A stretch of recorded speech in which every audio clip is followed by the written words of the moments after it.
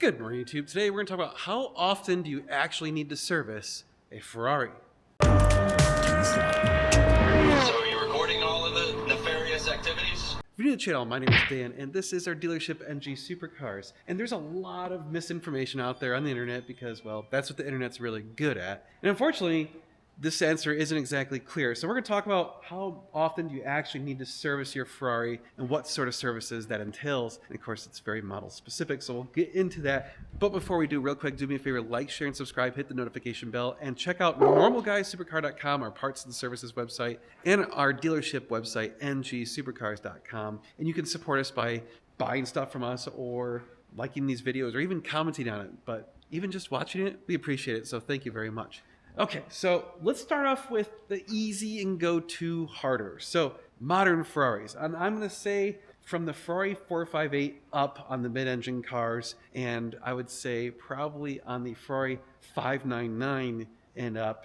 Well, maybe even the F12. Let's just go with the F12. So let's go with the DCT cars. All the DCT transmission cars, the dual clutch transmission cars, and up. They're kind of in their own different world as far as maintenance because they don't need a whole lot. Basically, you're looking at annual services. What does that mean? Well, you're talking about oil change, brake fluid as necessary. I usually say every other year on brake fluid just to be safe. If you're tracking the car, then you want to do it more often than that, potentially even every time you go to the track just to be safe. But oil change, oil filter obviously, brake fluid, tires as needed, which is typically 5 years or so because most people don't drive enough miles to actually wear the tires tread out, but the tires age out. So when tires start getting about 5-6 years old, depending on the tire and how it's been stored, they start getting kind of hard and they can crack. And well, let's be real. If you're playing hard, you don't need a tire that's kind of edgy. You wanted a good condition tire, considering that's the only thing between you and the road. So brakes, check out on them.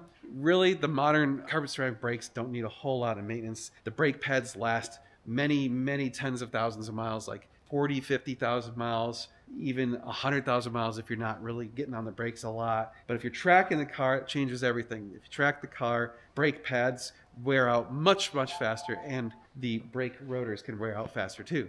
So we got stopping, we got going with oil and coolant flush, I don't know, every few years. Honestly, you probably don't even really have to do that very often with modern coolants. They're pretty good. They don't get acidic and chew the shit out of stuff. So, okay, one of the things that also comes up with the F1 cars is the clutch. Okay, how long does the clutch actually last? Well, okay, it's a little bit of variation. So the 430s and the 599s have dual disc clutches. It's not a dual clutch, it's a dual disc clutch, and they last longer than the 360s and earlier cars. So we've seen 430s and 599s have clutches last typically 30 to 40,000 miles with an F1.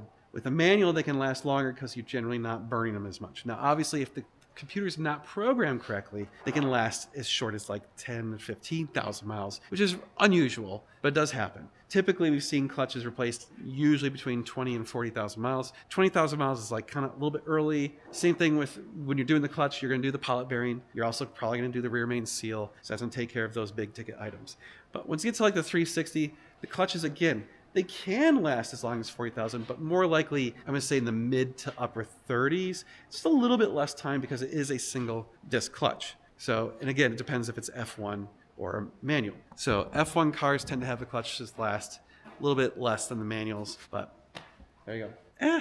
That's really kind of the basics. There's a lot of as needed stuff. So like if you get sticky buttons, take care of it. If you got shrunken leather, take care of it. DCT fluid. Okay, DCT fluid. I don't remember the actual interval. I want to say it's like 30,000 miles or 10 years or 5 years or something. Honestly, to be safe, I would say at an absolute minimum 10 years or 30,000 miles. If you want to be really safe, do it every 5. And same thing with the gearbox oil. Gearbox oil, probably should do it about every few years. I would say between 3 and 5, depending how many miles you're driving. You know, if you're really getting the miles on it, then yeah, maybe a little bit sooner than that. But that's basically it. Just fluids and brake pads. That's really, accessory belt. Okay, there is one belt on the modern cars generally, and it's just, a big serpentine belt. You can change that out, I don't know, every 5 years or so. And again, there's stuff that can wear out, like bearings on the accessory belt, tensioners and stuff. Those could wear out, but you could probably let them go until you need them.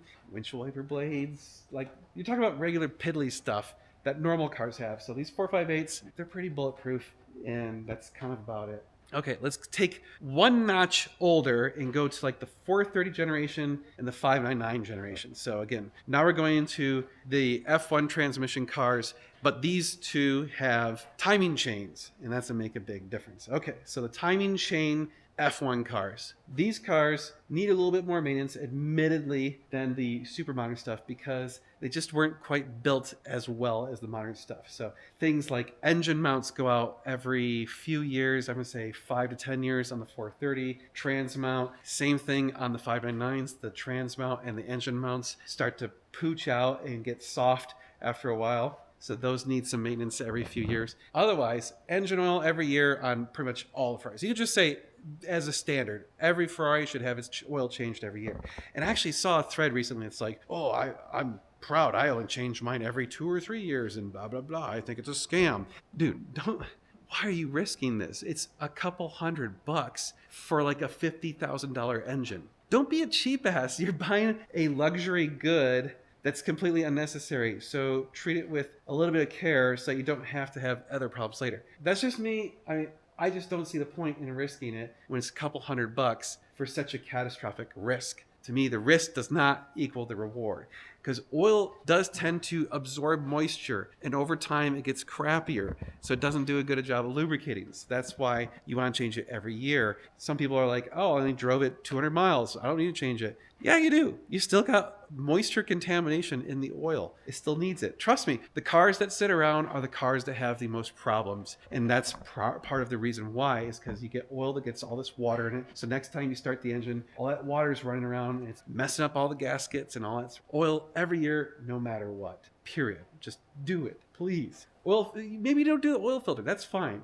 Oil, yes. Filter, whatever. On the 430s and 599s, trans mount, engine mount, you do have, you see, this one has one old fuel pump, one new fuel pump. 430s need the new fuel pumps. Once you get them on the new fuel pumps, you're pretty much all set. Headers can crack on these. I think that's one of those that you do as necessary.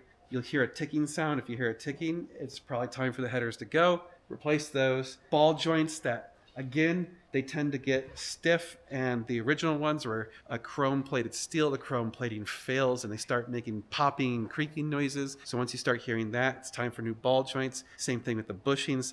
Once you replace the ball joints with the Hill Engineering ones, they should last hopefully till the end of the car's life. But let's just say the factory ones last about 10 years or so. So if you replace them with other factory ones, you probably got another 10 years, which these cars are approaching 20 years old. So they've probably gone through them twice by now. Bushings, again, as they wear out. So 10-ish years, depending what climate was.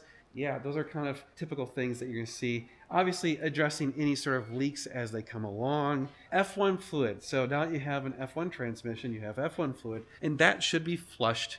I would say, if not every year, probably every 2 or 3 years is probably sufficient. Now, when you flush it, there's different ways of doing a flush. You can just suck out the fluid and put a new fluid. And it's not really a true proper flush, but it is getting some of it out. So to do, I would say, if you can't do a proper flush, at least do that once every 3 years. But otherwise, that's all the fluids, again, kind of as needed. You also have the accessory belt, just like the 458, so probably every 5-ish years. Oh yeah, and air filters. I forgot about air filters. Yeah, air filters. People say every year, but I'll be honest, with how little these cars get driven, I would say it's more like every 5,000 to 10,000 miles.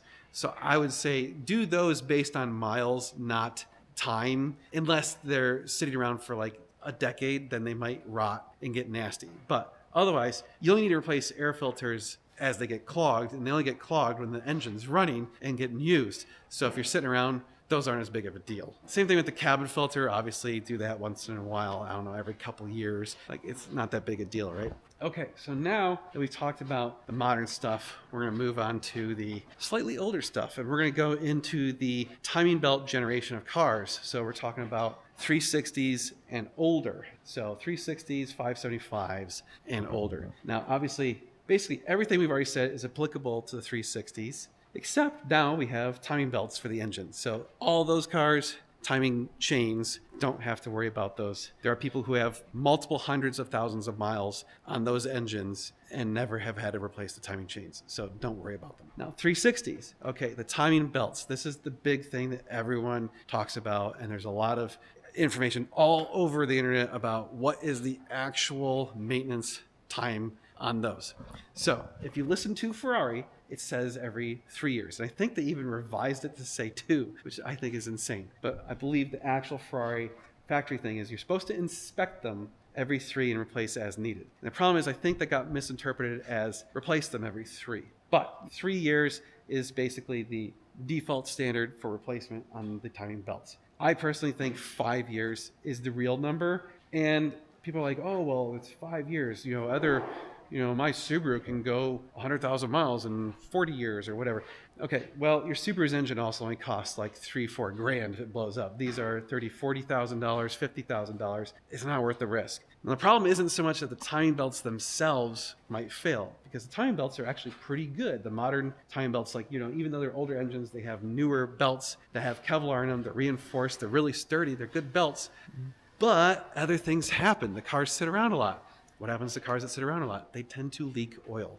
So oil or coolant or some sort of contaminant gets on the belts, and that's when the belts degrade, and that's when you have problems. So it's not necessarily the belts themselves are bad. It's that other things happen that influence the lifespan of the belts. Another thing that happens is bearings go out. So tensioner bearings or whatever, water pump bearings in the 348. So all those sorts of things can influence the duration of the timing belt's life. Now, personally, I would do them every 5 years. I would do the belts, I would do the tensioners and bearings. And I would also, obviously do the coolant at the same time and oil and all that stuff. So you're doing like a full proper timing belt service. Because the major is not the same thing as timing belt service. So a major includes timing belts and all that stuff, plus gaskets on the intake, valve covers and stuff like that. I personally think do those as needed. When they leak, do them. Same thing with the cam seals and all that stuff. When they leak, replace them. If they're not leaking, leave them alone. Because a lot of times disturbing them seems to make it worse. If they're doing good, just let it be. So 5 years for timing belts, majors as needed. Honestly, if it hasn't won in 2 timing belt services, it's probably due for it on the 3rd. So I would say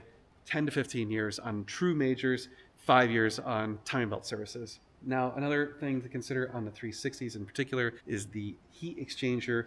If you have one of the original heat exchangers, you need to replace it now. They are old and they rot out, and then the bad things happen. The heat exchanger fails and the transmission oil and the coolant decide to swap places, and next thing you know, you got a milkshake in your transmission and your transmission decides to let go. So that is something to very much consider. Effectively, the 360 is the same as the 430 for everything else, suspension, brakes, whatever, blah, blah, blah.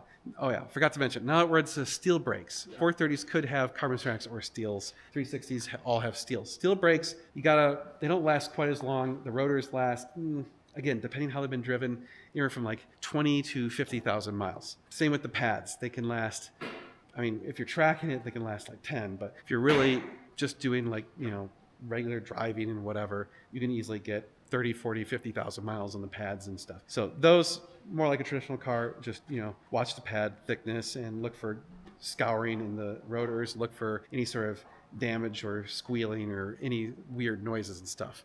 But okay, once you get to the older cars, well, honestly, they're kind of each have their own things, but it's going to adhere a lot to the same timing belt regimen. So yeah, like basically every 3 to 5 years, you're doing some sort of major service and so on and so on. So obviously when you get to cars that need engine outs, that's where you get all the crazy costs and people lose their minds because you're like, oh my God, it's costing $15,000 to $20,000 to maintain this car every 5 years. That's just a fact.